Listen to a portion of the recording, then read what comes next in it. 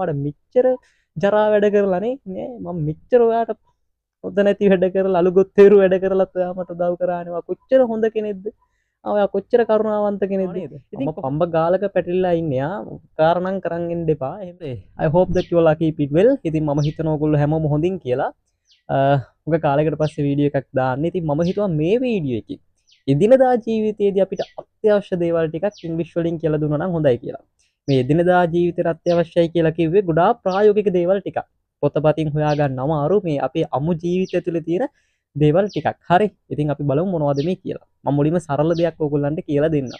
දැන් හිතන්න ඔයයි කවුරු හරි යාළුවෙක් හරි අඳුරන කෙනෙක් හරි උංග කාලයකට පස්සේ ඔයාට හම්බෙනවා. එතකොට ඔයා ගොඩාක් වෙලාවට මුලින්ම කියන්නේ මෙන්න මේක.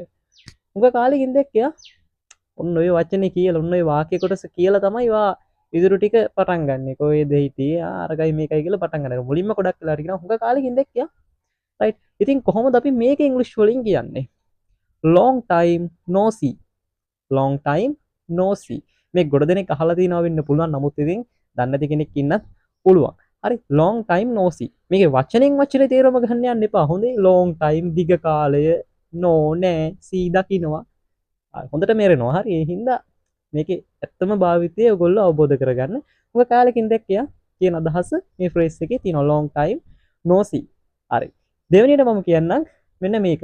දැන් හිතන්න කවුරු හරි කෙනෙක් ඔයාට මොකක් හරි උදව්වක් කරනවා කියලා. හරිද? ඔයාවත් හිතන්නේ නැහැ. ඔයාවත් බලාපොරොත්තු වෙන්නේ නැහැ මේ මොහොතේ ඒ කෙනාට උදව් කරයි කියලා. හරිද? අන්න ඒ වගේ වෙලාවට ඔයාට ස්තුති කරලා එයායි ගුණ වර්ණනා කරලා ඔයාට මෙහෙම කියනවනේ. "ආ කොච්චර හොඳ කෙනෙක්ද? ආ කොච්චර කරුණාවන්ත කෙනෙක්ද?" කියන ඉතින් අදිගටම කියනවා මේ මෙච්චර මේ වගේ වෙලාවකදීත් ඔයා මට උදව් කරානේ. මං ඔයාට මෙච්චර ජරා වැඩ කරලානේ නේ මම මෙච්චර ඔයාට හොඳ නැති වැඩ කරලා අලුගොත්තේරු වැඩ කරලා ඔයා මට උදව් කරානේ ඔයා කොච්චර හොඳ කෙනෙක්ද ඔයා කොච්චර කරුණාවන්ත කෙනෙක්ද ඉතින් කොහොමද අපි මේක ඉංග්‍රීසි වලින් කියන්නේ ඔයා කොච්චර හොඳ කෙනෙක්ද එහෙම නැත්නම් ඔයා කොච්චර කරුණාවන්ත කෙනෙක්ද හරි ලේසි මේක ඔයාට ඉංග්‍රීසි වලින් කියන්න පුළුවන් that's so kind of you that's so kind of you මේ that is කියන එක තමයි මේ කෙටි කරලා තියෙන්නේ හොඳේ that's කියලා ඉතින් ඔයගොල්ලොත් එහෙමම කියන්නේ හරි කෙටි කරලා කතා කරන්න කතාවේදී ගොඩක් අයට native speakersලා කියන ඒවා නොතේරෙන්න ප්‍රධාන හේතුවක් තමයි ඔන්න ඕක. ඉංග්‍රීසි තමන්ගේ මව් භාෂාව කරගත්ත කට්ටිය මේක දිගට තියෙන කෙටි කරලා තමයි කතා කරන්නේ. කතාවේ පහසුවට. හරි. ඉතින් අපිත් ඒ විදිහට පුරුදු වෙ මේක හොඳයි. ඉතින් that's so kind of you කියන්නේ ඔයා කොච්චර කරුණාවන්තද එහෙම නැත්නම් ඔයා කොච්චර හොඳද කියන අදහස සරලවම. හරි. තුන්වෙනියට අපි ගොඩාක් ප්‍රායෝගික වාක්‍ය කොටසක් ගැන කතා කරමු. හිතන්න ඔයා ප්‍රශ්න ගොඩක ඉන්නේ. හරිද ප්‍රශ්නවල තරම කියන්නේ ඔයාට ප්‍රශ්නේ පටන් ගත්ත තැනක් හොයා ගන්නත් බෑ කෙලවරක් හොයා ගන්නත් බෑ අකක් මුලක් මැදක් කිසිම දෙයක් හොයා ගන්න බෑ. හරි ඔන්න ඔය වගේ වෙලාවට අපි සිංහල භාෂාවේ ලස්සන භාවිතයක් තියෙනවා. මම පම්බ ගාලක පැටලිලා ඉන්නේ. හරි. එහෙම කියනව නේද? මම පම්බ ගාලක පැටලිලා ඉන්නේ. කාරණම් කරන් ඉන්න එපා. එහෙම කියනවා අපි පොඩ්ඩක් අවුලේ. හරි. මම පම්බ ගාලක පැටලිලා ඉන්නේ කියලා කොහොමද ඉංග්‍රීසි වලින් කියන්නේ? හරි. අපිට ඒක ඉංග්‍රීසි වලින් ලස්සනට කියන්න පුළුවන් මේ ස්ලෑන්ග් එක පාවිච්චි කරලා I can't make head or tail. හරි මේකෙත් ඉතින් වචන වලින් බැලුවොත් නම් තේරුම ගන්න හරි අමාරුයි. I can't make head or tail. මේ මට ඔළුවවත් නැට්ටවත් හොයාගන්න බෑ වගේ අදහසක් නේ වචන වලින් බැලුවොත් ඉන්නේ. හැබැයි මේක අර ඇත්තම තේරුම තමයි මම පඹ ගාලක පැටලිලා ඉන්නේ. ඒ කියන්නේ මට මේ ප්‍රශ්නේ අගක් මුලක් හොයාගන්න බෑ. නැතු ඔළුවක්වත් නැට්ටක්වත් හොයාගන්න බෑ කියන කතාව නෙමෙයි මේ ප්‍රශ්නේ අගක් මුලක් හොයාගන්න බෑ. හරි පැටලිලා ඉන්නේ කියන අදහස ස්ලෑන්ග් එකේ තියෙනවා. ඉතින් පාවිච්චි කරලා බලන්න ඕක හරිම ප්‍රායෝගික භාවිතයක්. හරි. ඊළඟට මම කියලා දෙන්නම් තවත් වැදගත් දෙයක්. දැන් හිතන්නකෝ ඕගොල්ලෝ යනනේ ඇඳුම් ගන්න. ඕගොල්ලෝ විතරක් නෙමෙයි මම අපි හැමෝම යනනේ ඇඳුම් ගන්න. ඇඳුම් ගන්න ගිහිල්ලා දැන් හිතන්න හස්බන්ඩ් වයිෆ්ට හරි අම්මා තාත්තා ළමයින්ට හරි ඇඳුම් අරන් දුන්නාට පස්සේ අපි උදාහරණයක් විදිහට ගත්තොත් ඔන්න හස්බන්ඩ් වයිෆ්ට ඇඳුමක් අරන් දුන්නාට පස්සේ වයිෆ් කියනවා මෙන්න මෙහෙම. ඇඳුම හොඳයි. හැබැයි ටිකක් හිරයි වගේ. නේ ඇඳුම හොඳයි අවුලක් නැහැ. හැබැයි චුට්ටක් හිරයි වගේ. එහෙම නැත්නම් අනිත් පැත්තට කියන්න පුළුවන්. ඇඳුම හොඳයි. හැබැයි ටිකක් ලොකුයි වගේ. හරි. කොහොමද මෙන්න මේ අපි ඉංග්‍රීසි වලින් කියන්නේ? හරි ලේසි. අපි දැන් පළවෙනියට ගත්තොත් ඇඳුම හොඳයි. හැබැයි මේක ටිකක් හිරයි වගේ කියන අදහස වට ඉංග්‍රීසි වලින් කියන්න පුළුවන්. This feels a little snug. This feels a little snug. හරි. This feels. ඇයි දැන් මෙස් අකුරක් දාලා තියෙන්නේ? This feels this ඒක වචන විදිහට අපි ගන්න නිසා this feels a little snug. A little කියන එක හලන්න එපා. හොඳේ කතාවෙදි චූටි හලන්න එපා. වැඩි ගාණක් නැහැ කියලා. එහෙම හලන්න බෑ. හරි වැදගත් මේක. හරි. This feels a little snug.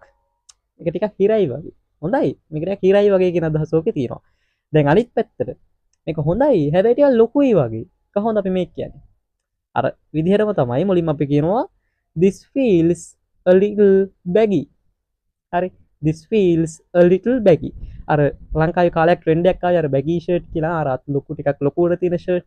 ඉතින් ඒකත් එක්ක මම හිතනවා මේක ඔයාලට මතක හිටියේ කියලා.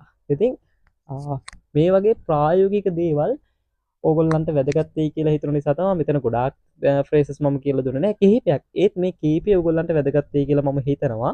දැන් මේ phrases හැමෝටම මතක හිටින්නේ නැහැ. හරිද? පොතක ලියාගෙන කොලයක සටහනක් දාගෙන හරි පොඩි වෙහෙසක් දරන්න ඕනේ මේක ඔළුවේ රඳව ගන්න. අනිත් ප්‍රධාන හේතුව තමයි මම මේ මගේ අදහස කියන්නේ ඕගොල්ලන්ට. ඕගොල්ලෝ මේ වගේ වීඩියෝ එකක් දැක්කම බලනවා ඉංග්‍රීසි ඉගෙන ගන්න ආසාවෙන්. ආසාව මොන වගේ ආසාවක්ද කියලා ඕගොල්ලෝ බලන්න. සමහරුන්ට ඉංග්‍රීසි ඉගෙන ගන්න එක පිළිබඳ විවිධ ආශාවන් තියෙනවා. සමහරු ඉංග්‍රීසි ඉගෙන ගන්නේ අර සමාජික කියන නිසා. එයා දන්නේ එයාට පැහැදිලි අවබෝධයක් නැහැ. එයාට දැක්මක් නැහැ. මම ඉංග්‍රීසි ඉගෙන ගත යුත්තේ කියලා අර සමාජයේ තියෙනවනේ සම්මතයක්. ඉංග්‍රීසි ඉගෙන ගත්තේ නැත්නම් වැඩක් නැහැ කියලා. අන්න ඒක නිසා එයා පොඩ්ඩක් ඉංග්‍රීසි ඉගෙන ගන්නවා. හරිද? අන්න ඒ වගේ කට්ටියට ගොඩාක් දුරට මේ ඉංග්‍රීසි තේරෙන්නේ නැහැ සහ මතක තියාගන්න අමාරුයි. හරි මොකද අර පැහැදිලිව දැක්මක් නැහැ නේ. එයාට පැහැදිලි අර ආසයි හේතුවක් නැහැ ආසාවට. පැහැදිලිව පේන හේතුවක් නැහැ. නමුත් සමහර කට්ටිය ඉන්නවා ඒගොල්ලන්ට හේතුවක් තියෙනවා. එක්කෝ රැකියාව හරි මොකක් හරි හේතුවක් තියෙනවා. පැහැදිලි හේතුවක් තියෙනවා. ඉතින් හේතුව පැහැදිලි වුණාට පස්සේ ඒගොල්ලෝ මේ වැඩේ පැහැදිලිව කරගෙන යනවා. හරි විධිමත්ව නිකන් බලලා වීඩියෝ එක බලලා නතර වෙන්නේ නැහැ. හරිද? වීඩියෝ එක එකපාර බලලා ඕගොල්ලෝ මේක අමතක කරගන්නේ ඕගොල්ලන්ට මේක අමතක වෙනවා. මුලින්ම මේ වගේ එකක් ඉගෙන ගන්නකොට කොහොමත් අමතක වෙනවා. මේක ලියාගෙන දෙතුන් වතාවක් බල phrases එකපාරට 20ක් 30ක් පාඩම් කරලා හරියන්නේත් නැහැ. හරිද? දැන් මෙතනිනුත් මම මේ කිව්ව කීපේනොත් ඔයාට ඔක්කොම මතක හිටින්නේ නැහැ සහ ඔයාට මේ ඔක්කොම ඕන වෙන එකකුත් නැහැ. ඔයා කැමති වෙන එකක් නැහැ. කියන්නේ ඔයාට හිතේ මේවා සමහර ඒවා නම් මට ඕනේ නැහැ කියලා. නමුත් ඔයාට ඕන අවශ්‍ය දේ තියෙනවා නම් ඒක දවස් 2-3ක් කරන් ප්‍රැක්ටිස් කරන්න කිසිම පාඩුවක් වෙන්නේ නැහැ. ඉතින් තවත් වැදගත් ප්‍රායෝගික ඉංග්‍රීසි පාඩමක් කරගෙන වෙලාවක් ලැබුණ ගමන් මම එන්න හැමෝටම සුබ පතනවා. ඔයගොල්ලන්ගේ ඉංග්‍රීසි ගමන ලස්සනට යන්න.